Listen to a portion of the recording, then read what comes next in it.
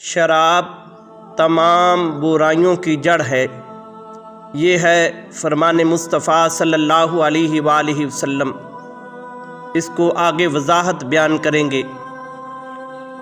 ایک مسلمان ایک یہودی کا مہمان بنا تو اس نے پہلے انگور پیش کیے تو وہ مسلمان نے خوشی خوشی کھا لیے۔ پھر اس نے شراب پیش کی تو مسلمان نے انکار کر دیا۔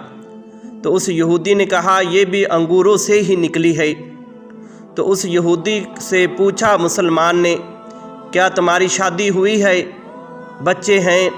اس نے کہا ہاں شادی ہوئی ہے، ایک بچی ہے۔ تو مسلمان نے کہا اسے بلاؤ۔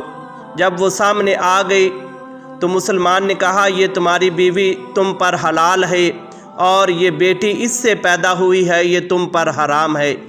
یہ واقعہ سننے کے بعد یہودی مسلمان ہو گیا، اور شراب کے متعلق فرمایا گیا آقا کریم صلی اللہ علیہ وآلہ وسلم نے کہ شراب بنانے والا، شراب کو بیچنے والا، شراب کو خریدنے والا اور شراب کو پینے والا، ان تمام پر اللہ تبارک و تعالیٰ کی لعنت ہوتی ہے۔ اور فرمایا کہ جب شرابی شراب پیتا ہے تو اس کا ایمان اس سے نکل جاتا ہے اور اس کے سر کے اوپر منڈلانے لگتا ہے۔ اور پھر فرمایا کہ شراب پینے والا ایسا ہی ہے جیسے کہ وہ بتوں کی پوجا کرتا ہے، اور بتوں کی پوجا کرنے والا شرک کرتا ہے، اللہ کی ذات کے ساتھ شریک کرتا ہے۔ تو راوی لکھتا ہے کہ جب طوفان نوح آیا تو نوح علیہ السلام نے تمام اپنی امت کو سوار کیا اپنی کشتی میں۔ جب طوفان نوح ختم ہوا تو تمام مخلوق کو اتار دیا، تو آپ کے پاس کچھ تخم تھے، یعنی کچھ جڑیں تھی۔ تو اللہ تبارک و تعالیٰ نے حکم فرمایا کہ اے میرے نبی ان جڑوں کو زمین میں لگا دو۔ تو جناب حضرت نوح علیہ السلام نے وہ جڑیں زمین میں بونا شروع کر دی، تو ان میں انگور کی جڑ نہیں تھی، وہ شیطان نے چرا لی۔ تو اللہ جل شانہ نے جناب حضرت نوح علیہ السلام سے فرمایا کہ انگور کی جڑ شیطان نے چرا لی ہے۔ جب حضرت نوح علیہ السلام نے پوچھا شیطان سے کہ انگور کی جڑ، تو اس نے انکار کر دیا۔ تو پھر جناب حضرت نوح علیہ السلام نے شیطان سے فرمایا کہ مجھے اللہ تبارک و تعالیٰ نے یہ پیغام دیا ہے کہ انگور کی جڑ شیطان نے چرائی ہے۔ تو پھر کچھ ہی دیر بعد اس نے انگور کی جڑ دے دی اور ساتھ ایک شرط رکھی۔ وہ کیا کہ اے نبی اللہ، جب تم اسے زمین میں بو دو تو 1 پانی تم دو گے اور 3 پانی میں دوں گا۔ تو جناب حضرت نوح علیہ السلام مان گئے۔ جب بو دی گئی تو حضرت نوح علیہ السلام نے 1 پانی دیا، اور پھر شیطان نے ایک لومڑی کو مارا، اس کا خون اس انگور کی جڑ میں لگا دیا، پانی دے دیا اس کا۔ پھر دوسرا پانی اس نے ایک شیر کو مارا، اس کے خون کا دوسرا پانی دے دیا۔ پھر شیطان نے ایک خنزیر کو مارا، اس کا خون نکالا اور تیسرا پانی دے دیا۔ اس لیے جو انگور میں مٹھاس ہے وہ جناب حضرت نوح علیہ السلام کے پانی کی وجہ سے ہے، اور جو اس سے شراب بنتی ہے اور جو اس میں نشہ ہے وہ شیطان کے پانی دینے کی وجہ سے اس میں نشہ ہے۔ تو اس لیے میرے آقا کریم صلی اللہ علیہ وآلہ وسلم کے دور مبارک میں اسے حرام قرار دے دیا گیا۔ تو جناب حضرت عمر بن خطاب رضی اللہ تعالیٰ عنہ بیان کرتے ہیں جب شراب کو حرام کیا گیا تو مدینہ المنورہ کے بازاروں میں شراب اس طرح لوگوں نے डाल दी कि जिस तरह कोई नहरें चल रही हो। आका करीम सल्लल्लाहु अलैहि वसल्लम ने इसे हराम करार दे दिया गया। तो हदीस मुबारका में आता है, आका करीम सल्लल्लाहु अलैहि वसल्लम ने इरशाद फरमाया कि शराब तमाम बुराइयों की जड़ है। पूछा गया या रसूल अल्लाह किस तरह?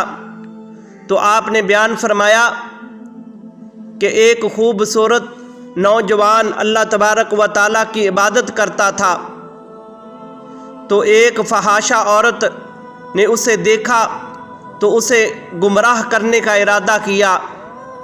उस फहाशा औरत ने अपनी लौंडी को भेजा कि जाओ वो जो सामने शख्स आबद जाहिद है उसे बुलाओ, उसे कहो कि मेरी मालकन को तेरे साथ कुछ काम है। जब उसे बुलाया गया तो उस फहाशा औरत ने उससे अपनी ख्वाहिश को पूरा करना चाहा।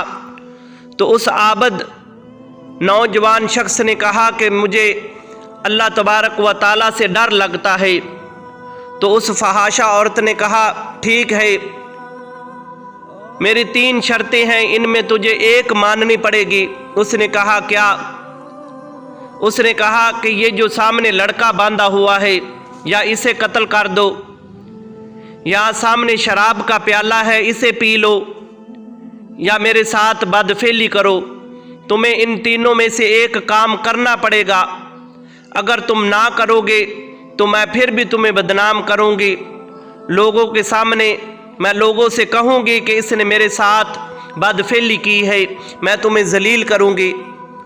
तो रावी लिखता है कि उस नौजवान ने दिल में सोचा चलो शराब पी लेते हैं, शराब का प्याला पीकर जल्दी से यहाँ से निकल जाएंगे। जब उसने शराब का प्याला उठाया और पी लिया तो उसे शराब का नशा हुआ। शराब के नशे में उसने उस लड़के को भी कत्ल कर दिया जो उसने बांधा था, और उस फहाशा औरत के साथ उसने बदफेली भी कर दी। तो वो इंसान गुमराह हो गया। उसने शराब की हालत में उसने तीनों गुनाह कर लिए। इसलिए मेरे आका करीम सल्लल्लाहु अलैहि वसल्लम ने इरशाद फरमाया कि शराब बनाने वाला, शराब बेचने वाला, शराब को ख़रीदने वाला और शराब को पीने वाला, इन तमाम पर अल्लाह जल्ला शानुहु की लानत है। और फरमाया कि इसलिए शराब तमाम बुराइयों की जड़ है। मेरे आका सल्लल्लाहु अलैहि वसल्लम ने मना फरमाया। तो हम इस्लामी जमहूरिया पाकिस्तान में रहते हैं, तो हमारी बदकिस्मती ये है कि हमें कुछ लोगों को यही नहीं पता कि शराब हलाल है या हराम है। अक्सर औकात शादी ब्याहों में देखा जाता है कि नौजवान लोग शराब पीते हैं। शादी ब्याहों में, अमीर लोगों की शादियों में इसका एहतमाम किया जाता है। और मैंने एक दफ़ा पढ़ा कि सऊदी अरब जैसे अरब ममालिक में, यहाँ अल्लाह तबारक व ताला का घर है, खाना काबा और रोज़ा रसूल है, ऐसे मुक़द्दस शहर में भी उन्होंने शराब का परमिट जारी किया है और वहाँ भी शराब की महफ़िलों का एहतमाम होता है। तो दोस्तान मोहतरम, देखो, एक तरफ अल्लाह तबारक व ताला का फरमान है, एक तरफ आका करीम सल्लल्लाहु अलैहि वसल्लम का फरमान है कि नौजवान मोमन हो तो वो शराब नहीं पीता। अगर मोमन शराब पीगा तो उसका ईमान उससे खारिज हो जाएगा। आप देखें कि जब कोई शख्स शराब पीता है तो वो उसके पास ईमान नहीं होता, वो बेईमानी की हालत में होता है। तो खुदा ना खास्ता अगर इसी हालत में इंसान की मौत हो जाए तो उस इंसान ने कुफ्र किया, बल्कि वो इंसान जहन्नमी बना। क्योंकि आका करीम का फरमान है कि जब शराबी शराब पीता है तो उसका ईमान उससे निकल जाता है। जब वो शराब पी रहा हो तो उसी हालत में उसकी मौत हो जाए तो वो बेईमानी की हालत में मना, यानी उसका ईमान उससे खारिज हो गया और वो मुर्तद होकर मरा।